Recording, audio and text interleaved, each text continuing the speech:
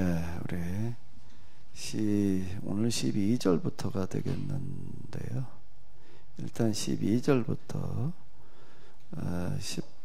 18절까지를 읽으시도록 하겠습니다. 내 형제들아 무엇보다도 맹세하지 말지니 하늘로 나 땅으로 나 아무 다른 흐름을 생각하는 것은 그렇냐고요. 정죄만을 위하나라.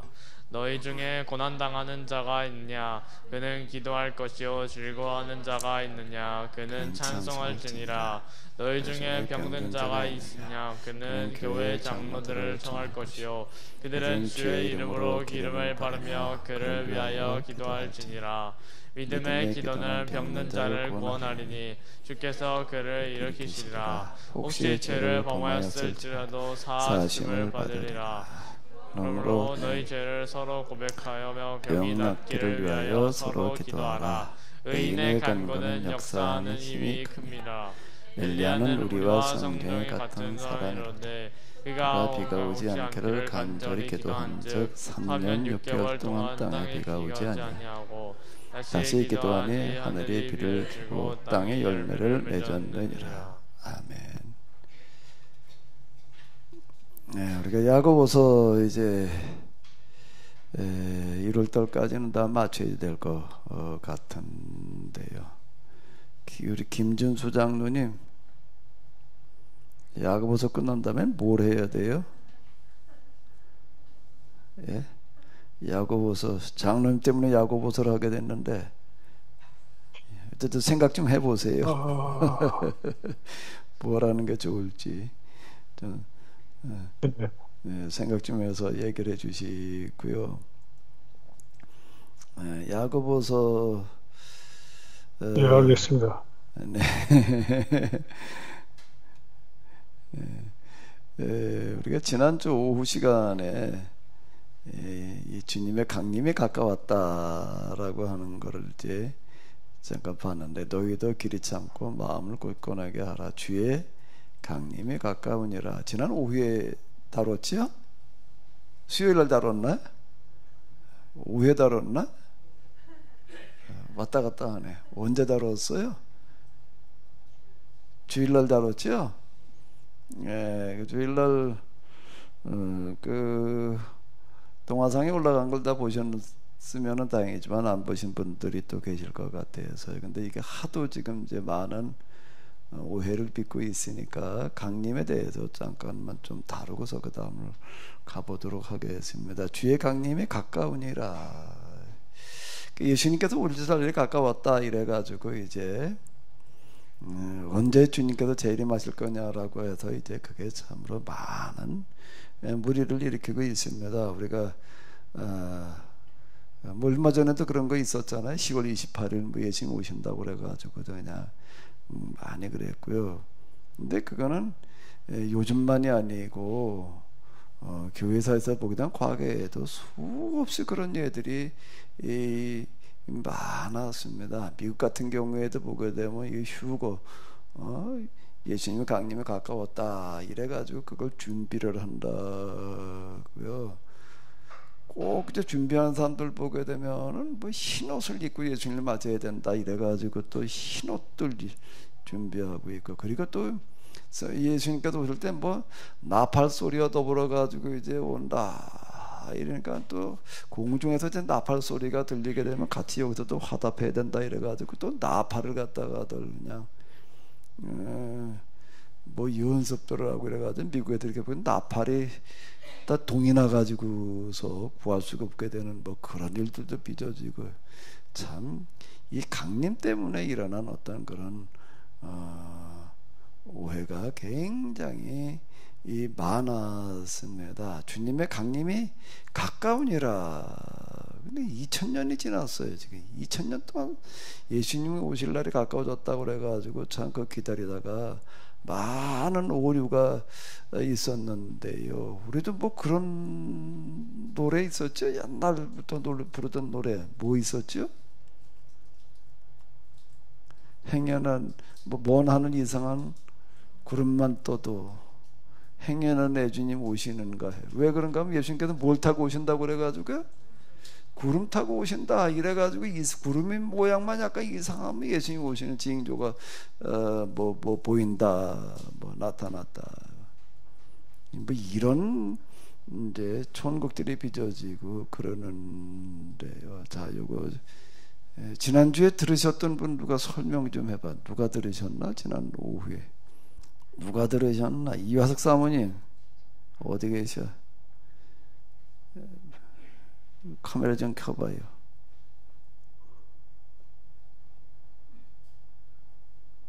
이화석 사모님 설명 좀 해봐요. 주님의 강림에 가까웠다는 걸 어떻게? 네네.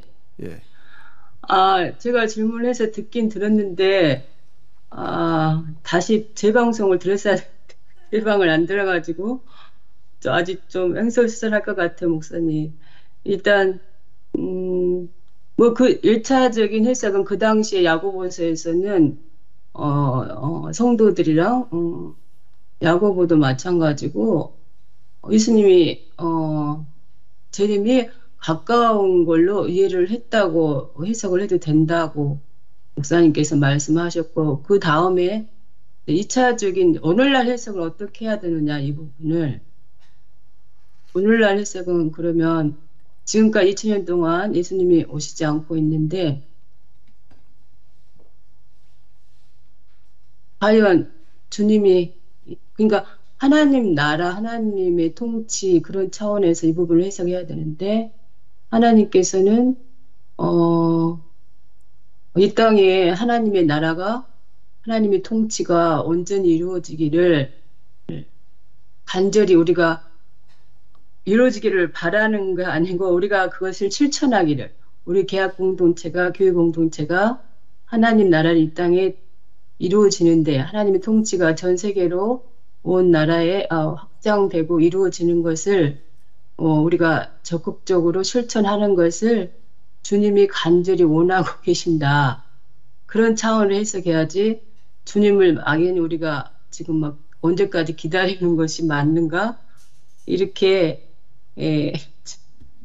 해석하면 안 되고, 우리가 적극적으로 아무튼 하나님 나라가 이 땅에 이루어지기를 간절히 원하는 마음이 거기에 담겨 있다.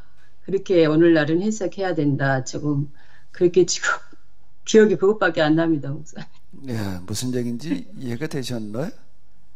처음 들으신 분들, 이정빈 집사님, 뭔 얘기인지 이해가 됐어요? 예수님이 언제 오셔요? 그래서 자, 이제 우리가 예수님의 강림이라고 하는 거, 재림, 종말 다 이제 같은 이야기로 쓰이고 있는데요. 이걸 이제 어떻게 이해할 거냐라고 하는 거는 어떤 관점에서 볼 거냐의 문제다라고 하는 겁니다.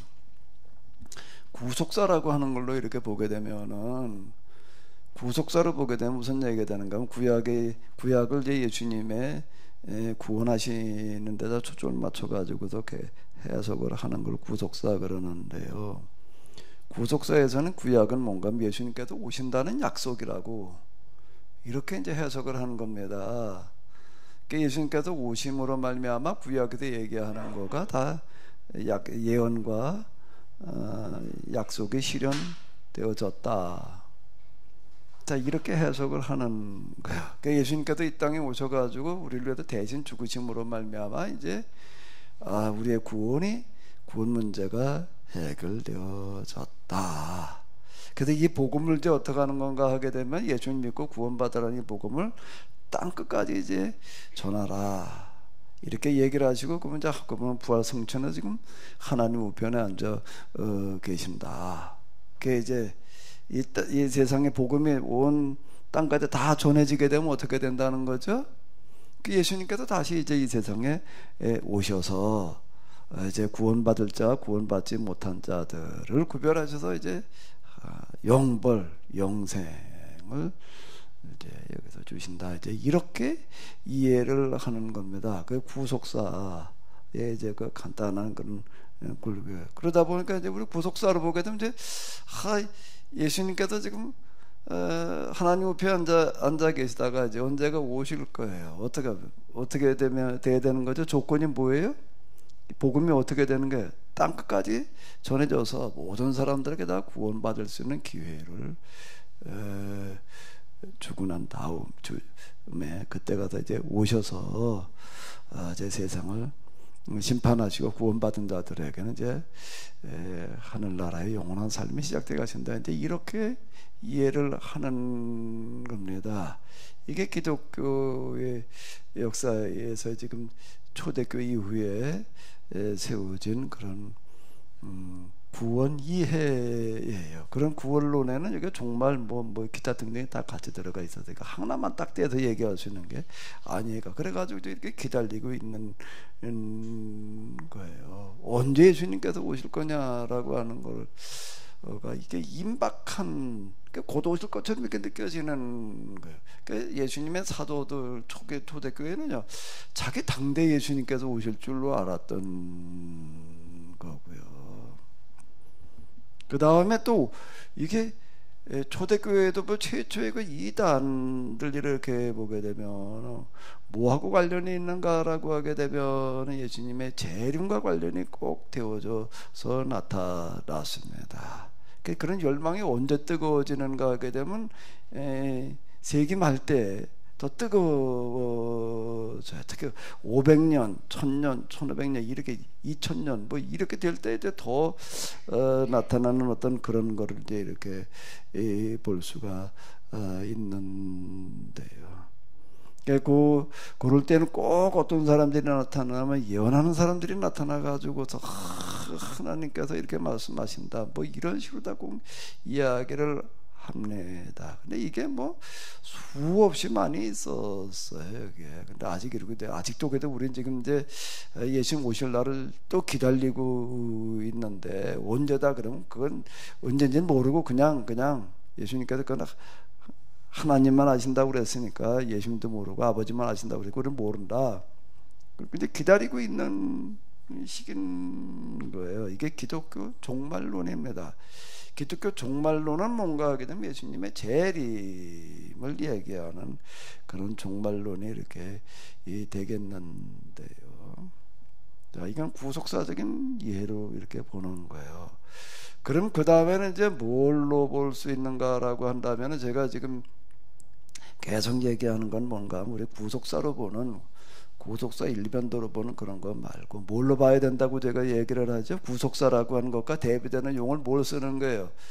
계약사라고 하는 걸로 봐야지 된다. 이 계약사로 볼 때, 구속사로 볼 때 나타나는 그런 한계들이 다 이제 정리가 될 수 있다, 해결될 수 있다. 이렇게 이해를 하는 겁니다. 그럼 이제 자. 구속사로 본 거 금방 말씀드린 거고 우리가 그동안에 계속 듣고 있는 거예요. 그래서 계약사로 볼 때에는 뭐가 계약사냐라고 얘기를 할 때에는 구약 성경이라는 게 뭐냐라고 할 때 구약 성경은 예수님께서 오실 거라고 하는 약속, 예표 이걸로나 보는 게 아니라 그렇게 보는 게 아니라 어떻게 보는 건가 하게 되면 하나님께서 이스라엘과 계약을 맺으시고 계약을 맺으신 그 이스라엘로 하여금 뭘 하게 하셨는가 하면 하나님을 대신해서 이 세상 역사를 이끌어가게 하시는데 이스라엘로 하여금 이 땅에다가 하나님 나라의 모형을 만들어서 그 삶을 실천해서 그 삶이 확산되어져 나가게 하시는 거다라고 하는 겁니다. 그 하나님 나라의 모형이라고 하는 건 뭔가 하면 이제 제가 합의력에서 뭐라고 얘기하면 간단하게 뭐가 없는 나라요? 신분, 지위, 빈부의 격차가 없이 골고루 누구나가 다 잘 살 수 있는 그런 나라를 말하는 거다. 그들로 하여금 가나안에 들어가서 그런 삶을 살게 하시고 그들이 그 삶을 살게 하게 되면은 주변 나라들이 이제 보고서 따라서 그렇게 살 수밖에 없다. 이스라엘이 이렇게 살려고만 하면은 하나님께서 도와주셔서 거기에 신분지 빈부의 격차가 없는 그런 나라가 반드시 되게 해 주겠다. 이렇게 그게 이제 계약이라고 하는 겁니다. 계약으로 보는 게 이렇게 해석을 하는 거예요. 근데 이스라엘이 이제 이걸 살지를 못하는 거예요. 못했다기보다도 안 사는 거예요. 다른 쪽으로 가요. 다른 쪽으로 간 이유는 이제 다윗 이후에 등장하는 이 제사장들, 궁중 예언자들이 성경에 왜곡 해석을 해놓는 거예요. 하나님께서 기뻐하시는 거는 뭔가 하게 되면 성전 지어놓고 제사 드리는 거를 기뻐하신다. 이제 이렇게 얘기를 해 놓는 거예요. 하나님께서 기뻐하시는 것은 우리가 여기서 신분지 빈부의 격차가 없는 그런 신년, 안식년 이런 걸 지키는 그런 삶을 살아야 된다. 이걸 좀 살짝 바꿔놓은 겁니다. 살짝 바꿔가지고 성전 지어놓고 제사 지내면 이걸 기뻐받는다. 요래 놓는 거예요. 이제 이런 배경 등장하는 예언자들이 뭐라고 얘기를 하는가 하게 되면 그건 규약 위반이고 범죄 행위다. 범죄 행위다.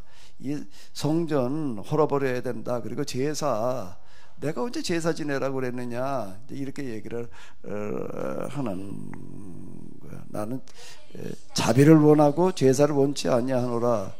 이제 이런 얘기를 이제 예언자들이 이렇게 하는 건데요. 이 성전을 헐어버리고 제사 그만하고 지금 이 계약법대로 살아야 된다. 그걸 만약에 안 살게 되면은 주변 나라들을 보내가지고 이 나라도 망하게 하고 성전도 헐어버리고 다시 출애굽 이전의 노예로 돌아가게 하겠다. 자, 이렇게 이야기를 하는 거예요. 그 예언자들이 얘기하는 건 이제 이런 건데, 어쨌든 이스라엘은 그 듣지 않다. 그걸 망하고 이제 나중에 다시 돌이키게 되는데요. 그 보르기 이후에 이게 돌이키게 됩니다. 그 예수님께서 오시는 것도 왜 오셨는가 하게 되면 이제 그 계약이 폐기돼 가지고 더 이상 구원받을 길이 없어져서 새로운 계약을 체결하러 오셨다. 이제 이렇게 해석을 하는 거예요. 계약서에서는요, 새로운 계약을 체결하러 이렇게 오셨다라고 할 때, 이렇게 해석을 하게 되면은요, 하나님께서 원하시는 거는 뭔가라고 하게 되면은, 하나님께서 온 세상 모든 만물을 다 주관하시는 우리 모든 사람들의 아버지가 이렇게 되시는데, 그 하나님이 원하시는 거는 뭔가 하게 되면 옛날이나 지금이나 뭘 원하실까요? 뭘 원하실까요? 뭘 원하시겠어요? 하나님께서 원하시는 게 뭐겠어요? 성전 지어놓고 제사를 하나님 앞에 거창하게 드리는 걸 원하실까요? 이렇게 주일날 그냥 교회당에 잘 지어놓고 모여가지고서 예배 드리는 그 예배를 원하실까요? 뭘 원하실까요? 하나님께서는요, 이 세상에 어떻게 되기를 원하시는 거예요? 거룩한 나라, 거룩한 나라라고 하는 거, 거룩한 나라, 구약성경에 거룩한 나라, 신약성경에도 하나님 나라 그러는데, 세상 모든 사람들이 다 어떻게 되는 거예요? 골고루 행복하게 잘 사는 그런 나라를 원하시는 거예요. 그런 세상이 되기를 원하시는 거예요. 그런 세상에. 그런 세상이 언제쯤 만들어지기를 원할까요? 앞으로도 한 500년, 1000년 지난 다음에 해야 될까요? 그런 세상이 언제 이루어지기를 하나님께서 원하실까요?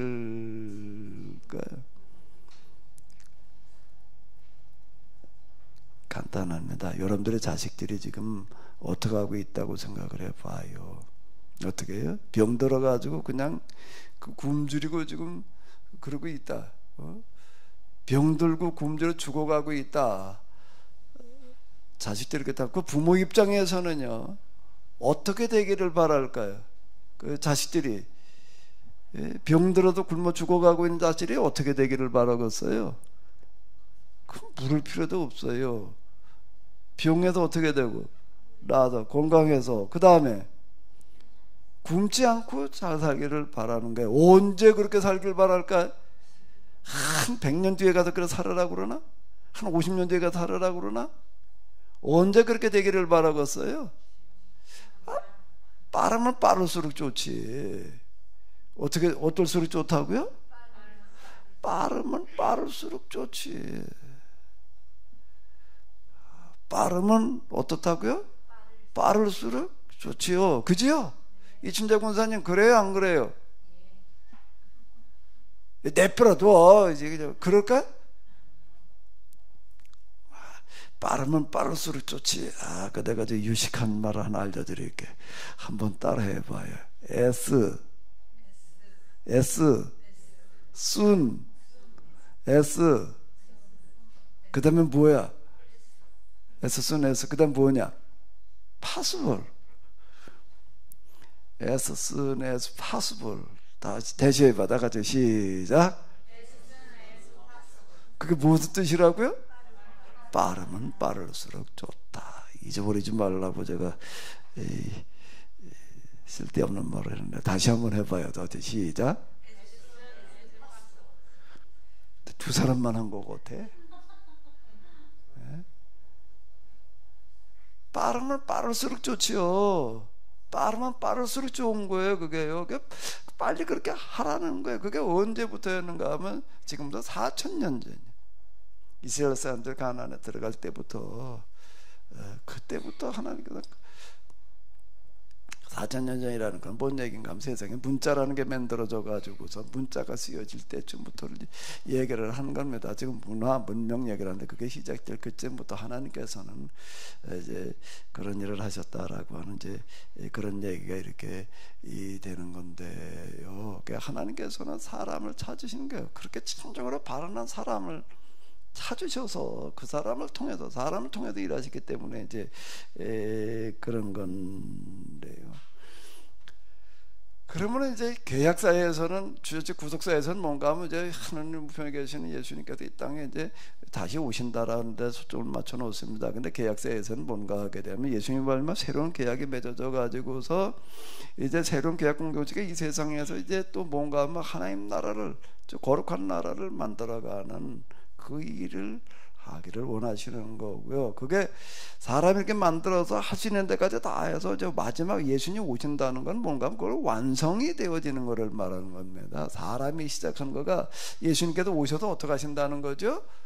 완성하신다는 거예요. 그러니까 하나님 나라는 어디서 만들어져야 되는가 하게 되면은 구속사에서는 어떻게 생각하게 되는가 하게 되면은 이 세상 나라는 그 죄악의 지배를 하고 그러고 있어가지고서 이거는 하나님께서 심판해서 이제 버리실 수밖에 없다. 이렇게 이해를 하는 거예요. 그래가지고 어떻게 되는가라고 하게 되면은 이제 하나님께 이 세상에 오셔가지고서 여기서 구원받은 사람들은 공중에서 휴거에서 공중에도 예수님을 만나가지고 하나님 나라로 데려고 간다는 식으로다가 이렇게 이해를 하는 거예요. 이 세상은 심판받아서 그냥 불바다가 돼버리는 거고 불로 심판한다. 이제 이렇게 이해를 하게 됩니다. 그렇게 이해를 하는데요. 그런데 지금 이 계약사에서는 그렇게 이해를 하는 게 아니에요. 인간이 여기서 이 세상 속에 하나님 나라는 어디 있는 게 아니라 지난번도 앞에 얘기를 했잖아요. 하나님 나라는 어디 있다고요? 여기 있다 저기 있다 할 것이 아니라 어디 있다고요? 너희 가운데 있다. 여기서 지금 겨자씨가 자라듯이 누르게 번져나가듯이 번져나가서 우리가 그것까지 하는 거예요.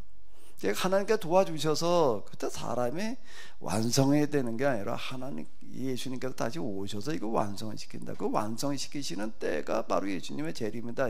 이렇게 이해를 하는 겁니다. 그러면 하나님께서는 이 세상에서 지금 거룩한 나라가 시작되어진 거가 금방 얘기대로요. 병 들어서 이제 굶어 죽어가고 있는 그런 문제가 어떻게 되기를 바라시는 거예요? 어떻게 되길 바라신다고요? 아까 내가 말씀드린 걸로 해봐요. 이춘자 권사님 해봐요. 이춘자 권사님 하면 다 한 거예요. 그렇게 내가 말한 게 아닌데 뭐라고 그랬죠? as soon as possible. 이춘자 권사님이 하시면 다 하는 거예요. 절대 잊어버리지 말아요. 이게 누가 재림 어쩌고 저쩌고 예수 오실라 가까웠다 그러면 뭘 기억하시나 하면 뭘 기억하시라고? as soon as possible. 자, 다시 해봐요. 써요. 이춘자 권사님 쓰시네. 써서도 읽어봐요.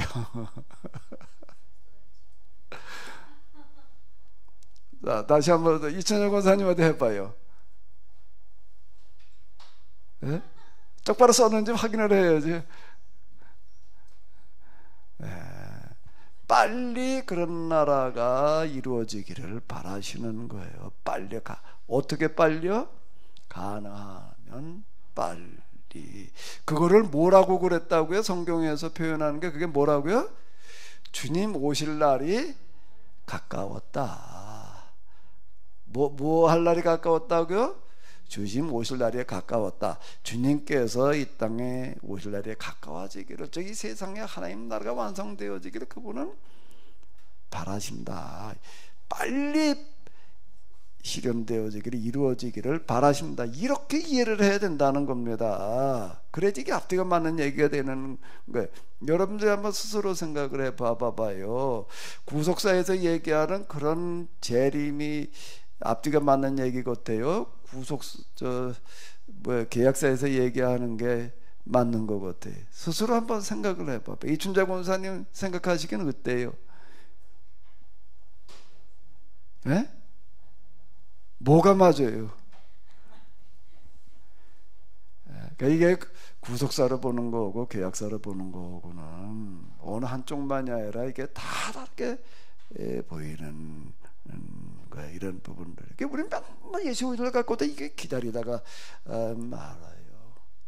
기다리는 거야. 그냥 먼 하늘 이상한 구름만 떠도 행여는 내 주님 오시는 거예요. 뭐 그런 식인 거예요. 우리가 지금 여기서 하나님 나라를 만들어 가야 되는 거지요. 거기에 우리 하나님께서 함께 하시고 되게 하시는 줄로 믿습니다. 이 보면 자꾸 이제 하도 우리들 가운데서 이런 오류가 많아가지고 다시 한번 말씀드렸는데요. 이화석 사모님, 이제 좀 잘 좀 설명할 수 있겠어요? 네. 더 애써 보겠습니다.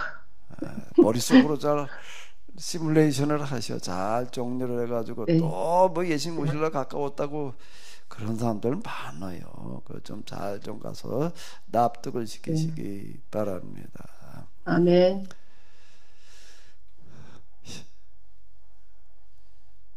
내 형제들아, 무엇보다도 맹세하지 말지니 하늘로나 땅으로나 아무 다른 것으로도 맹세하지 말고 오직 너희가 그렇다고 생각하는 그렇다 하고 아니라고 생각하는 것은 아니라 하여 정죄받음을 면하라. 자, 이렇게 이제 얘기를 하고 있는데요. 이 맹세에 관한 이야기, 맹세하지 말라는 이야기가 성경에는 생각보다 많습니다. 야고보서에서도 이런 이야기가 있고요. 그 다음에 또 예수님께서도 뭐라고 말씀하셨는가라고 하게 되면은 이렇게 얘기를 하셨어요. 여기 보면 나는 너에게 이르노니, 이제 그런 말씀들 몇 구절 얘기하시는 중에 하나가 뭐가 들어있는가? 맹세가 들어 있습니다. 이게 뭐 살인, 간음, 뭐 기타 등등 이런 것들 가운데 이제 또 옛사람에게 말한 바 혼맹세를 하지 말고 내 맹세한 것을 주께 지키라 하였다는 것을 너희가 들었으나, 이건 뭔가 하게 되면은 레위기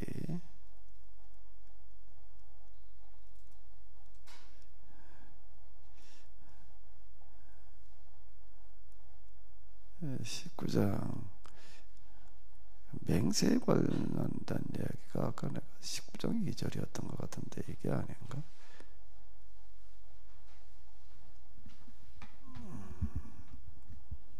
19장 12절인가? 여기 12절이네. 2절이네. 너희는 내 이름으로 거짓 맹세함으로 내 하나님의 이름을 욕되게 하지 말라. 나는 여호와니라 라고 이렇게 얘기한 구절이 있는데요. 이제 이 구절을 얘기를 하는 겁니다. 나는 너희에게 이르노니 도무지 맹세하지 말지니 하늘로도 하지 말라. 이는 하나님의 보좌이며 땅으로도 하지 말라. 이는 하나님의 발등상이며 예루살렘으로도 하지 말라. 이는 큰 임금의 성이며 내 머리로도 하지 말라. 이는 내가 한터럭도 이고 곱게 할 수 없음이라. 오직 너희 말은 옳다 옳다 아니라 아니라 하라. 이에서 지난 것은 악으로부터 나느니라. 자, 이렇게 이야기를 하고 있습니다.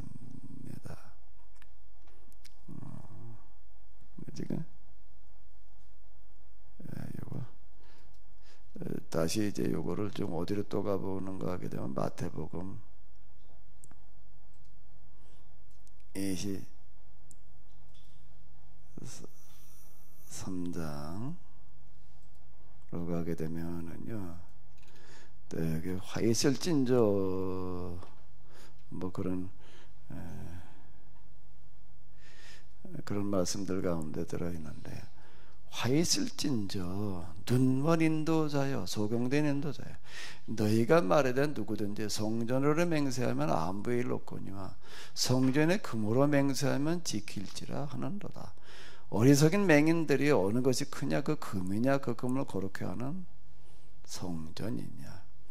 또 너희가 또 이르되 누구든지 제단으로 맹세하면 아무 일 없거니와 그 위에는 예물로 맹세하면 지킬지라 하는도다. 맹인들이 어느 것이 크냐 그 예물이냐 그 예물을 거룩하게 하는 제단이냐. 그러므로 제단으로 맹세하는 자는 제단과 그 위에는 모든 것으로 맹세하며 또 성전으로 맹세하는 자는 성전과 그 안에 계신 이로 맹세하며 또 하늘로 맹세하는 자는 하나님의 보좌와 그 위에 앉으신 이로 맹세함이라. 이렇게 또 여기서 얘기를 하고 있습니다. 이게 맹세와 관련된 이야기가 생각보다 좀 이렇게 많이 나와 있는데, 그 야고보서에서도 좀 이렇게 얘기를 하고 있습니다.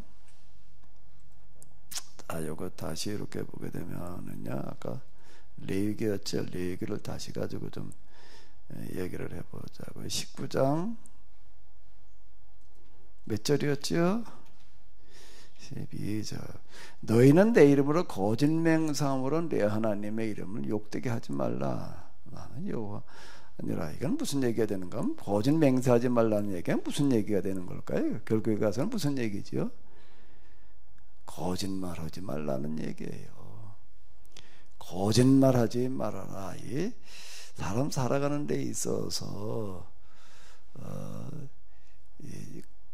제일 큰 비중을 차지하는 것 중에 하나가 이 거짓말이 되겠습니다. 거짓이라고 하는 건데요. 거짓말 하지 말라는 얘기는 말만 거짓을 하지 말라는 얘기가 아니라 거짓된 것들을 속임수를 다 이제 집어치워라, 이제 그런 얘기가 이렇게 되겠는데요. 근데 그 거짓말하는 사람들, 사기치는 사람들 보게 되면은 이제 이걸 믿게 하기 위해서 여러 가지 방법들을 갖다 이렇게 동원합니다. 아주 그럴싸하게 이제 이렇게 설명하기도 하고 뭐 그러고 하는데, 그러면서 꼭 내가 지금 말하는 거는 틀림없는 사실이다는 거를 말하기 위해서 뭘 하죠? 맹세라는 거를 하는 거야. 그때도 이제 이런 게 이제 해서 뭐라고 여기서 얘기를 하고 있는가라게 되면 이렇게 얘기를 해요. 당시 이스라엘에서도 이런 맹세가 엄청 많았습니다. 도무지 맹세하지 말지니 뭘로 맹세하지 말라고요? 하늘로도 하지 말라는 얘기가 무슨 얘기가 되는 걸까요? 맹세한 사람들이 뭘로 맹세한 거죠? 이게 지금 이제 앞에 요 얘기 이렇게 보게 되면은 뭘로 눈먼 인도자여 그러는 이런 얘기가 뭔가 막 하나님의 이름으로는 맹세해서는 안 된다, 이렇게 이제 내 이름을 망령 때 일컫지 말아라, 이런 얘기가 이런 말씀이 있잖아요. 그러니까 하나님의 이름은 맹세하지 말아라, 이제 그러는 겁니다. 그러니까 하나님의 이름으로 이제 있어서 맹세하면 안 되는 거, 하나님을 지금 모독하는 거다 말이야. 자, 이제 이래가지고서 이제 하나님의 이름으로는 맹세하지 말아라 이래 놓으니까는 하나님의 이름으로는 맹세하지 않고 뭘로 얘기를 하는 거죠? 하늘로 하는 거예요. 하늘 이름으로 맹세하는 거예요. 하늘 걸고 맹세한다, 이렇게 얘기를 하는 거예요. 뭐 우리도 그런 얘기 있잖아요. 뭘 하면 내 손에 뭘 지지라고 그러죠? 손에 장을 지지는 게 무슨 소리인지 난 잘 이해가 안 돼. 손에 장을 지지라는 게 뭔 소리예요? 그게 손가락 잘라가지고 장을 지지라는 얘기야 뭐예요? 여기다 갖다 뭘 이춘자 군사님 맞을 것 같은데 내 손에 장을 지지라는 게 무슨 소리예요? 예.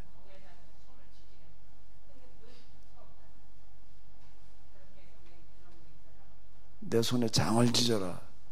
하늘을 걸고 맹세를 하는 사람들이 있는 거예요. 이는 하나님의 보좌임을.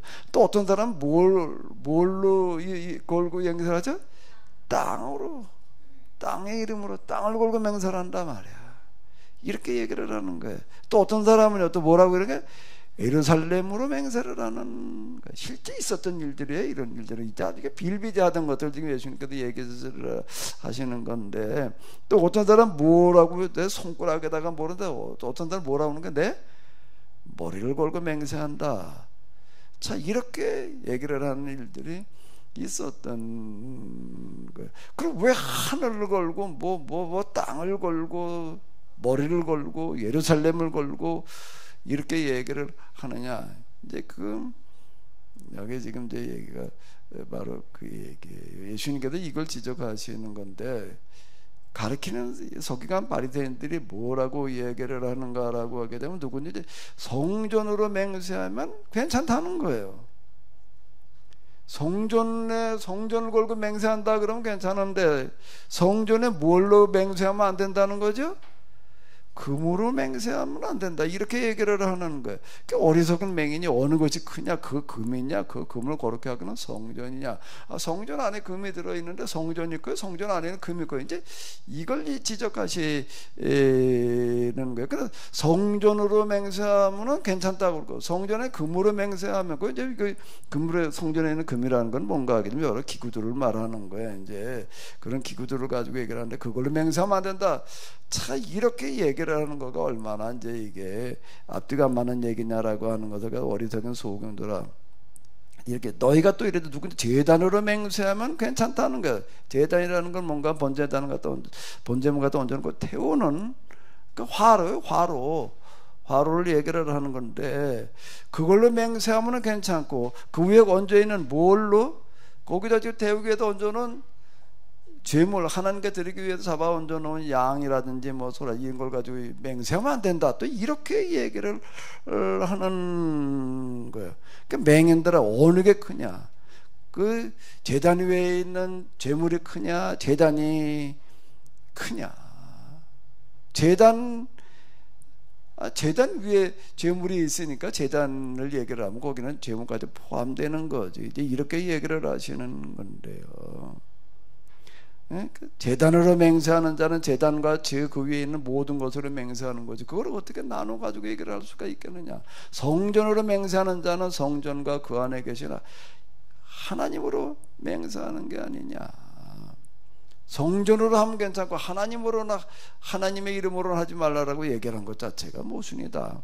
하늘로 맹세하는 자는 하늘로 하면 된다는 거예요. 괜찮다는 거예요. 하나님의 보좌와 그 위에 앉으신 이로 맹세하는 게 아니냐. 하늘로 맹세한다는 거, 하늘에 계신 하나님으로 맹세하는 거고 같은 거지, 뭐가 다르냐. 하나님으로 맹세하면 안 되고, 하늘로 맹세도 하는 거 괜찮다, 이렇게 얘기를, 실제 이렇게 얘기를 했어요. 해석대로 그렇게 해놓은 건데, 그 당시 이제 서기관 바리새인들이 제단으로는 맹세해도 되고 제단에는 제물로 해보면 안 되는 거고, 성전으로는 맹세해도 되고 뭔 안에 있는 이런 기구들을 만들어 놓은 거 금으로다 이렇게 하면은 안 되는 거고, 이렇게 이제 세분화시켜 가지고 얘기를 하는데, 뭔 얘기하고 싶어서 손 드셨어? 제가 잘못 들었는지 모르지만 목사님께서 개역 개정에 아까 띄워놓고 말씀하실 때는 성전으로 맹세를 하면 지켜야 되고, 성전에 황금을 두고 맹세하면 안 지켜도 된다라고 저는 그렇게 들었거든요. 가만히 있어. 그 구절이 몇 구절이지? 16절이에요. 내가 반대로 말을 했나? 네네. 성전을 두고 한 맹세는 지키지 않아도 그만이지만, 성전에 황금을 두고 한 맹세는 반드시 지켜야 한다, 이렇게 서기관들이 그렇게 가르쳤다는 얘기예요. 예, 이게 맞는데 조금 전에는 그렇게 말씀을 안 하셨거든요. 내가 뭐라고 그랬지? 그러니까 지금 이게 유대인들이 그렇게 가르쳤다는 얘기예요. 그러니까 성전이 크냐, 성전 안에 있는 금이 크냐, 지금 이제 그 얘기거든요. 네네. 그 얘기. 성전 안에 있는, 그러니까 뭘 가지고 맹세하면, 근데 유대인들은 뭘 가지고 맹세하면 안 된다고, 성전 안에 있는 금으로 맹세하면 안 된다, 이렇게 얘기를 했다는 얘기 아니에요. 근데 성전으로 하게 되면 그 안에 있는 모두 같이 포함되는 거죠.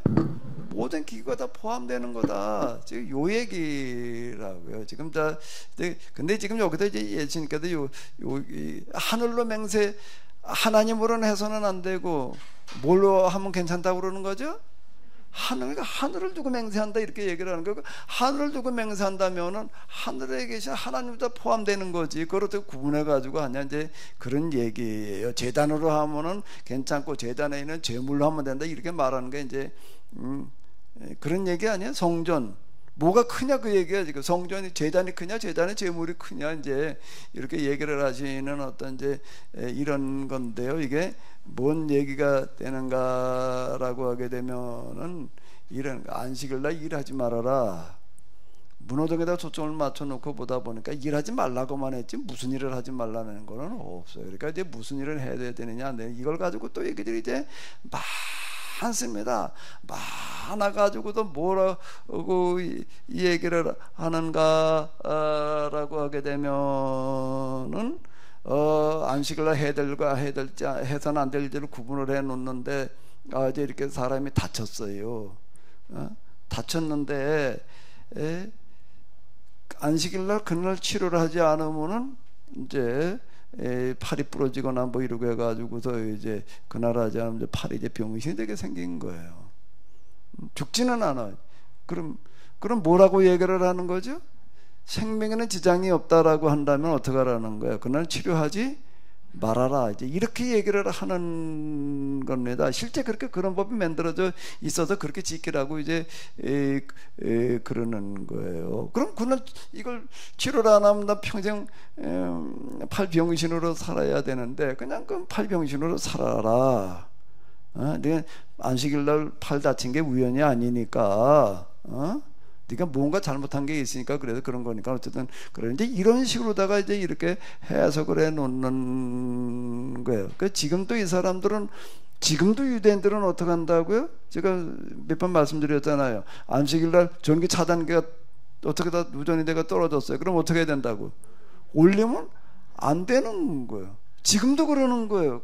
그때는 그런 게 없었어. 옛날에 전기 차단기라는 게 없으니까 또 만드는 거예요. 만들었어요. 그래서 그날 안식일 차단기가 떨어졌으면 이제 그냥 살아야 돼. 그냥 살아야지. 그걸 또 뭐라고 그런다고? 이방인 보고 대신 올려달라. 그럼 그건 뭐야 그게? 그럼 괜찮다는 거야. 이게 모순인 거야. 무슨 투성이가 돼버리는 거죠. 이건 뭔가 원래 그 얘기한 취지가 뭐냐라는 건데요. 뭐 하지 말라는 거라고요? 거짓 맹세하지 말라. 이렇게만 딱 나온 거야. 뭐 하지 말라고요? 거짓말 하지 마라. 사기치지 마라. 그걸 얘기하려고 하는데 그거를 갖다가 하늘로 하면 맹세하면 괜찮다고 그러니 이놈의 그러니까 하나님의 이름만 맹세하지 않으면 된다. 이렇게 이게 안에 중요한 게 거기서 거짓말하지 말아라, 사기치지 말아라 여기다가 초점을 맞춰야 되지.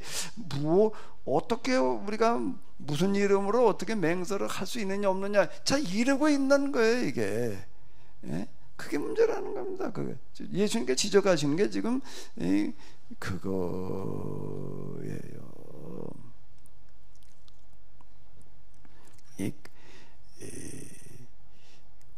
거짓말하는 사람들은요 아주 과장을 해가지고서 그냥 이렇게 허장성세하게 보이려고 하는 이제 그런 건데 손흥민 아버지 TV에 나와가지고 얼핏 얘기하는 거 들어봤더니요 그 대단한 사람이더라고요.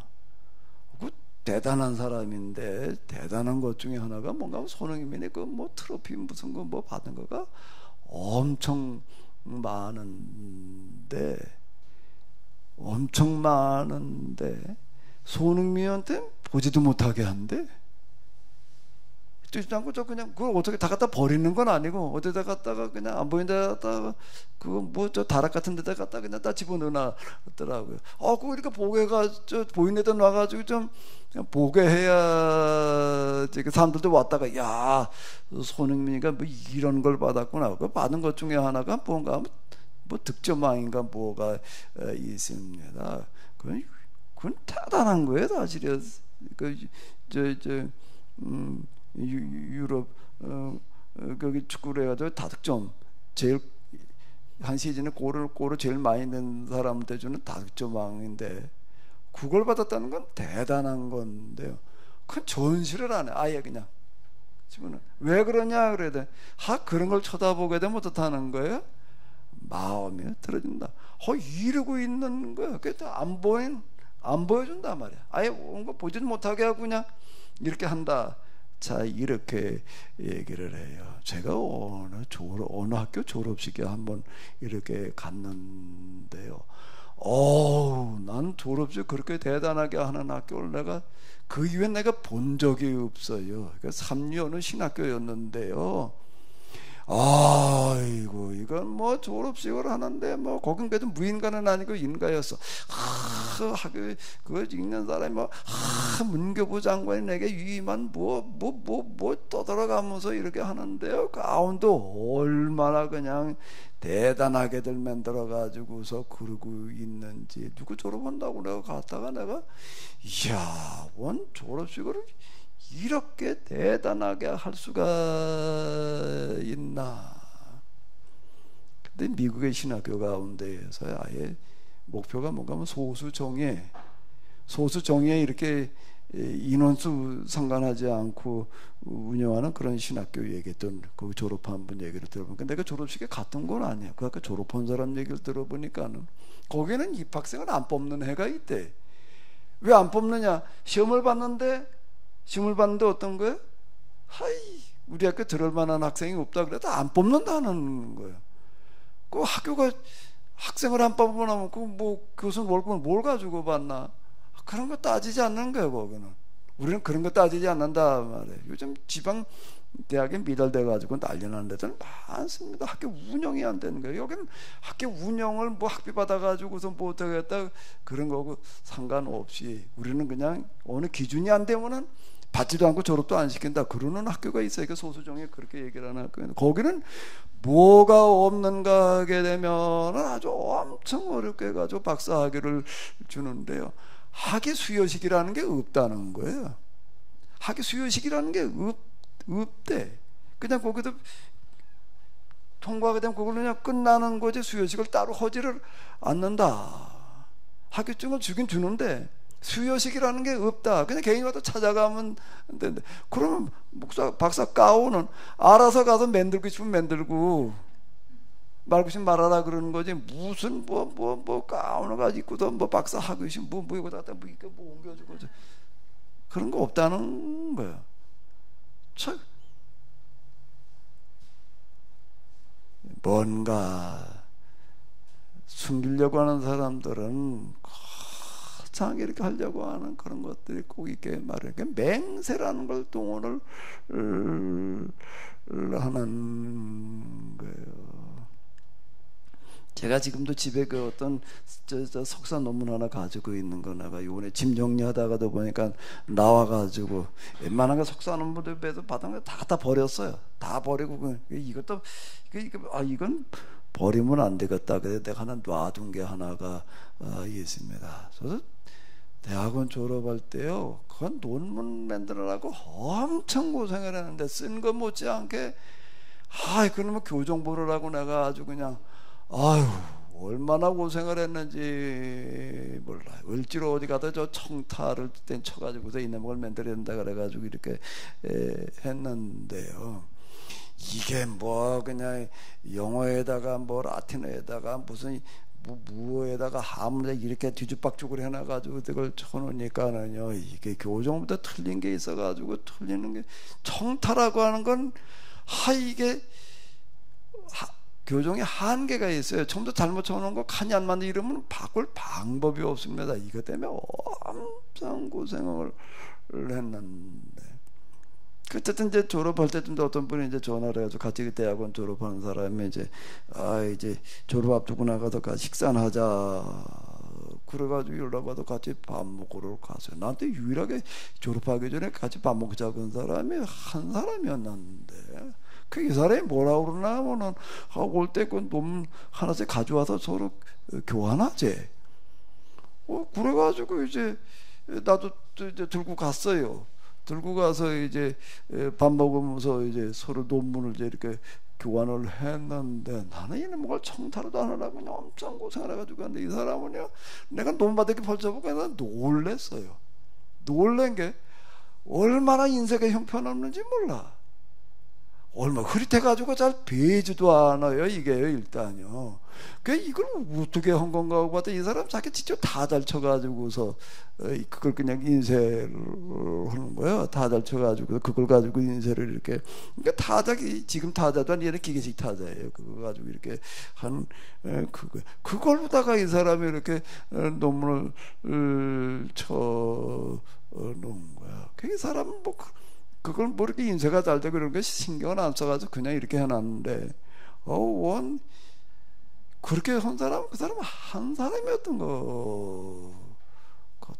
그 사람이 인쇄 뭐 그런 거 기준에 맞춰서 이렇게만 해놨지, 그걸 뭐 폼나게 인쇄해야 되겠다는 생각 자체가 아예 없더라고. 그래, 내가 그건 놀라가지고 이번에 또 보다 보니까 그게 있어가지고서 내가 그걸 안 버리고 놔두었어, 지금.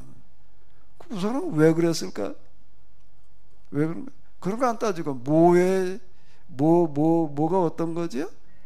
아니, 내용 여기에다 집중을 맞춘 거야. 이 사람 그런 거 안 따지더라고요. 이 사람은 경기중학교, 경기고등학교, 서울법대 나온 사람이야.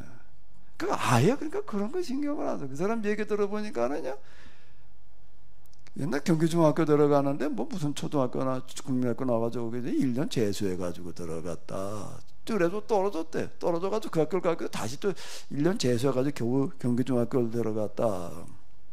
그러면서 얘기가, 경기중학교 시험 봐서 떨어지던 애 어떻게 했나 하면 6학년 교우 가서 전 과목을 다 외웠는데도 떨어졌다. 이렇게 말을 하는 거예요. 전 과목을 다 어떻게 했다고요? 외우는데 어떻게 외우는가 하면은 무슨 책 몇 페이지 그러면은 첫자가 뭐고 끝자가 뭔지까지 외웠다는 거예요. 그걸 다 읽어 써라 그러면 페이지까지 이렇게 쓰는데 그래도 떨어졌다. 그러니까요, 어떤 사람이 진짜요, 옛날 국어책, 그 사람이 다니던 국어책을 한번 들고 와가지고서요, 다 있는 자리에서 그러더라고요. 그때 얘기하기를 뭐 전 과목을 다 외웠다는데 지금도 외우냐? 지금도 외운다. 그냥 몇 페이지를 딱 펴가지고 몇 페이지 외봐라. 첫자부터 다 외우는 거예요. 그 다음에 안에 그렇게 가만히 있자. 초등학교 졸업하고 나서 감시나 들 때가 한 30 가까이 됐을 때인데 몇 년 지났나? 한 20년도 더 지난 얘기죠? 한 20여 년 지났나? 근데 한 20여 년 지났는데도요, 그때까지 어떻게 하는가라고 하게 되면은 교과서 몇 페이지, 그러면 첫 자부터 마지막 자가 무슨 자인지를 중간 내용 다 외우는 건 얘기할 것도 없고, 그 정도 했는데도 떨어졌다. 이야, 이게 경기중학교 들어간다는 게 옛날에 그렇게 쉬운 얘기가 이제 아니었구나. 제가 저는 왕종에 있을 때 교인 한 분이 있었어요. 교인 한 분, 그분도 옛날 경기 중고등학교 나뉘기 전에 그냥 경기중학교 뭐 6년대 다녔다는, 그분한테 내가 또 물어봤어요. 그러니까 할아버지 지금도 그 옛날에 학교 들어가서 시험 보던 교과서 왜 했는데? 아니 지금 나이가 한 70 됐는데도 그러다 왜 한다? 이렇게 얘기를 할 정도. 이제 페이지까지 이 정도까지는 안 해더라도요. 그거다 왜 한다? 이렇게 얘기를 해요. 이 사람 공부하는 거 저희 학교 갔다 뭐 그 사람 중학교 고등학교 서울법대 다닐 때 어떻게 다녔는지 모르지만은 우리 저희 학교 와가지고 공부하는 거는 내가 옆에서 지켜봐서 알아. 나하고 같이 대학원 공부를 했으니까 그다음 이제 대학원에 들어온 사람인데요. 이 사람은 그 학교 들어와가지고 졸업할 때까지 아예 기숙사에 살면서 도서관 문 여는 시간 한 5분 전에 와가지고 기다리고 있다가 문 열면 들어가. 예? 도서관에. 그리고 언제 나오는가 하게 되면 도서관 뭐 하는 시간에? 문 닫기 전에 나오는 게 아니에요. 문 닫는다 그럼 그때 나와요. 그거를요, 하루도 안 빠지고 그러고 있는 거예요. 하루도 안 빠지고 그러고 공부를 하더라고요, 이 사람은. 이야, 자, 이게. 근데, 아이고, 경기중학교, 경기고등학교, 서울법대 나온다는 얘기가 그냥 다니는 게 아니로구나. 자, 공부도 공부지만 이게 좀, 아니, 그걸 어떻게 하루도 안 빠지고 그래? 도서관 문 열기 전에 가서 서 있다가 그래 도서관 나올 때는 맨 마지막에 나와요. 먼저 후루룩 나오는 게. 아니 그 시간까지 또 있는 사람도 별로 없고 참 그러고 이런 사람들은 뭔가 전혀 무슨 뭐 인쇄를 어떻게 했냐 그런 건 신경을 안 쓰더라고요. 맹세라는 얘기가 뭐예요? 헌맹사라는 얘기가 자꾸 자기 잘 보이려고 그러는 거예요. 하나라도 사람들한테 그냥 자기 있는 그대로보다는 더 돋보이게 하려고 그러는 그런 모든 그런 짓거리들 하지를 말아라. 명품이라고 하는 게 있습니다. 명품이라는 게 있어요. 뭐가 명품이지요? 난 아무리 봐도 그놈의 가방이 그놈의 가방 같은데 이건 몇백만 원짜리래 가방 하나가. 나 이거 뭐 저 남자 지갑 같은 것도 이렇게 보니까는요. 그거 뭐 한 2, 3만 원이면 충분할도 뭐 이게 뭐 100만 원 단위가 붙는 거야. 난 아무리 봐도 뭐 그놈 것. 근데 그걸 찾는 사람이 있는 거예요. 찾는 사람이 있으니까 만들지. 찾는 사람이 없는데 그걸 왜 만들어 놔요? 그거 왜 명품이라는 게 그렇게 잘 팔릴까? 왜 그게 찾는 사람이 있을까요? 왜 그런 거지요? 왜 그러는 거예요? 드러내보고 싶은 거예요. 드러내려고 그러는 거예요. 과장이라고 하는 겁니다. 그런 거 하지 말라. 그게 맹세지 말라는 그런 얘기 있죠. 맹세하지 말라는 그거를 무슨 하늘의 이름으로 맹세하면 되고 뭘로 하면 안 되고 이렇게 따질 일이냐. 예수님께서 너희 도무지하에 맹세를 하지 말아라. 그건 맹세는 하지 말라는 얘기가 아니에요. 맹세는 하지 말라는 얘기가 아니라 뭐라고요? 뭘 어떻다고요? 자기의 실제 모습보다 더 돋보이게 잘 보이게 하려고 하지 말아라. 과장되게 보이게 하려고 하지 말아라.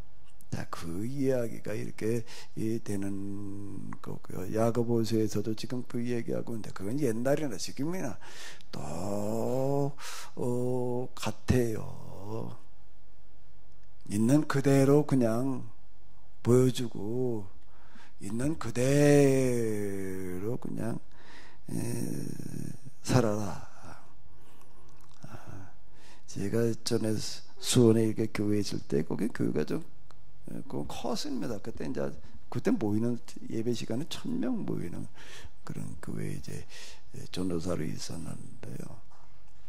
거기 어떤 한 권사님 이렇게 보게 되면 좀 입심이 좀 있는 어떤 그런 권사님이었는데 그 남선교회 모임 뭐 이런 거 하고 그러다가 어떤 한 번에서 그냥 만날 때마다 이야기를 아주 그냥 하도 많이 해가지고서 내가 이제 그 기억이 나요. 어떤 사람 하나 지목을 해가지고서 그냥 아주 그 사람 대해서 그냥 계속 안 좋게 얘기를 하는 거야. 그건 절대 뭐 상종할 사람이 아니라는 둥 뭐도 탄도 이렇게 얘기를 하는 거야. 그 무엇 때문에 저러나 그랬더니 남선교회 모임을 하면서 돌아가면서 집집마다 한 번씩 이렇게 이제 모였나 봐요. 돌아가면서 모이는데 이제 그 교회가 그러니까 남성교회도 좀 됐겠지. 근데 어떤 사람이 이제 모인다. 그 집에서 모이자. 그러니까 날짜를 좀 뒤로 늦춰 잡더래. 문제점 왜 늦춰 잡고 그러나 그랬더니 남성교회 모임을 한다라고 하는 것 때문에 집을 새로 지었대. 네? 집을 새로 지어 가지고서 그러고 있더라. 그러니까 그거에 대해서 그냥 있는 대로 그냥 보여주고 살면 되는 거지 말이야. 이놈은 남성교회 뭘 한다고 그래 집을 새로 짓고 그거는 뭘 그렇게까지 하냐. 이제 이래가지고 아주 두고두고 얘기하는 사람이 있더라. 두고두고. 어떤 사람 집에 가려고 그러면은요, 오지 말래요. 왜 오지 말? 지금 널어놔가지고 오면 안 된대. 방 안에 온통 널려 있더라. 아니 뭐 그냥 보여주고 사는 거지 뭘. 목사님 오늘 뭐 좀 치워놔야 돼. 치우긴 뭘 치워. 그냥 그대로 사는 거지. 이제 뭐 이분이 이름 얘기해도 괜찮을 것 같은데 김광덕 목사님이라고 내가 그분 보면서 이분은 진짜 목사님이었다, 진짜 목사였다, 내가 그렇게 생각하는 분 중에 한 분이에요. 이분만큼 진짜 할 수 있는 사람이 참 쉽지 않거든요. 과천에서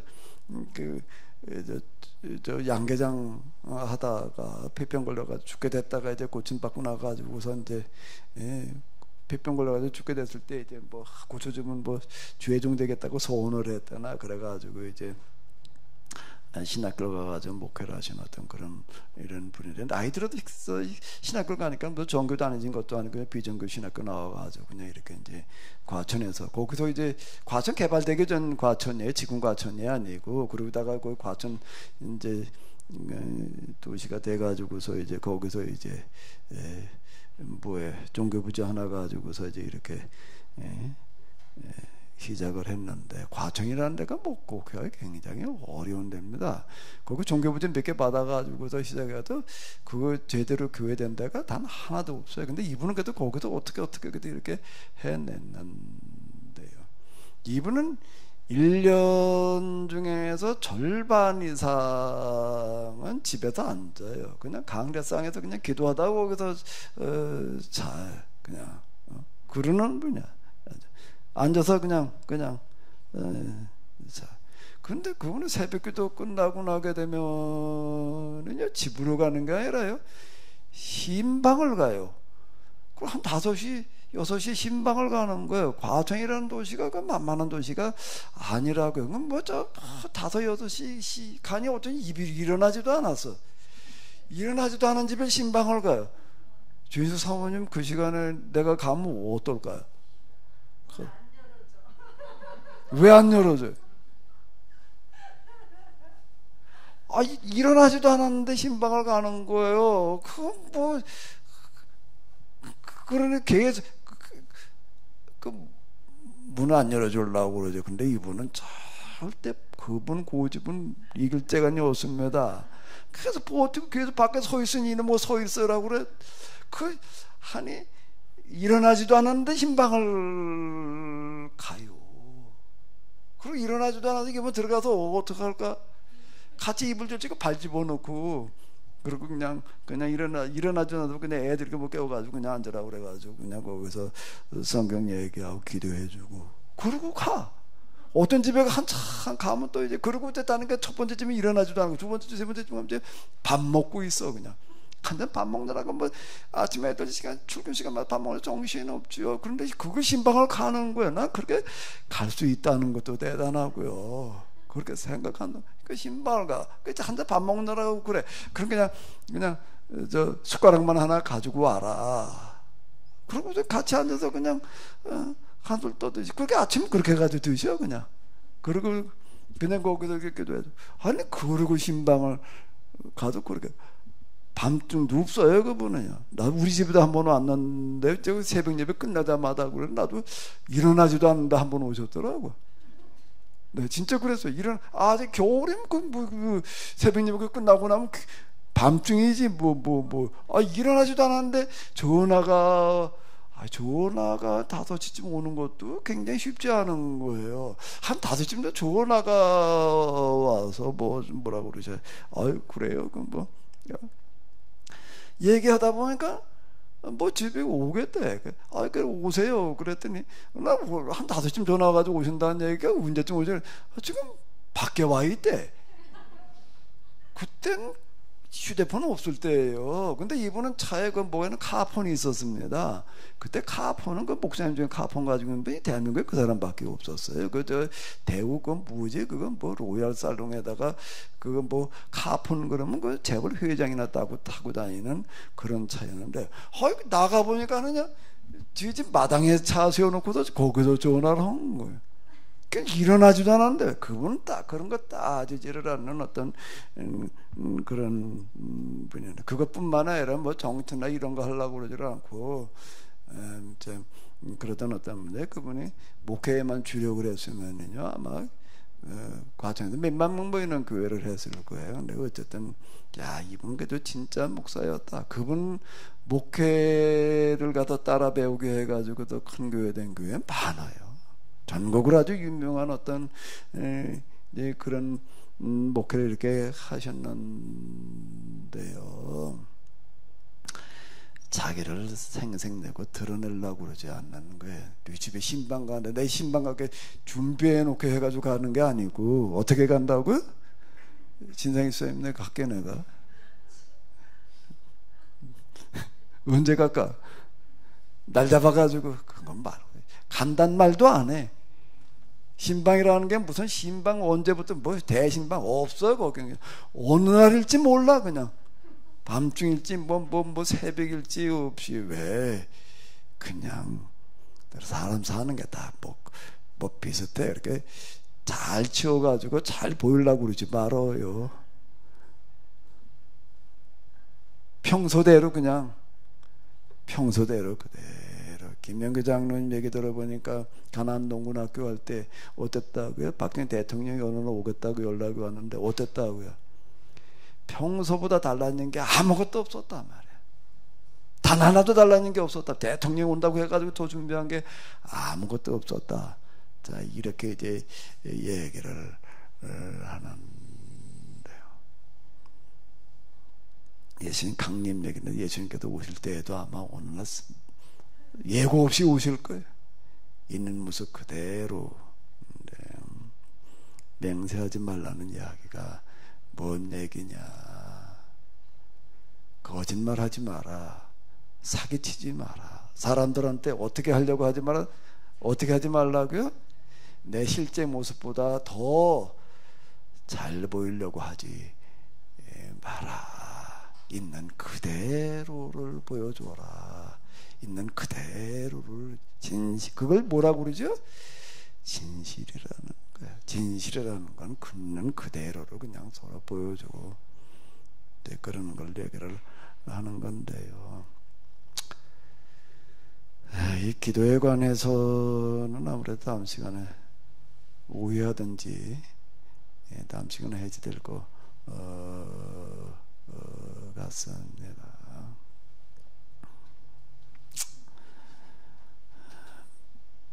주님의 강림에 가까웠다는 말씀이 무슨 뜻인지, 뭘 얘기하려고 하는 것인지, 맹세하지 말라는 말씀이 무엇을 얘기하는 것인지, 본래 의미, 본래 취지를 저희들이 놓치지 않게 하여 주시옵소서. 주님의 강림에 가까웠다라고 하는 이 구절 하나가 얼마나 많은 오해를 빚었고 얼마나 많은 시행착오를 겪었고 지금도 또 그러고 있는지요. 성경을 알 때 바로 알게 하여 주시옵소서. 바로 볼 수 있는 그런 눈을 주시옵소서. 참으로 오늘 세상에 거짓이 도배가 되어져 있습니다.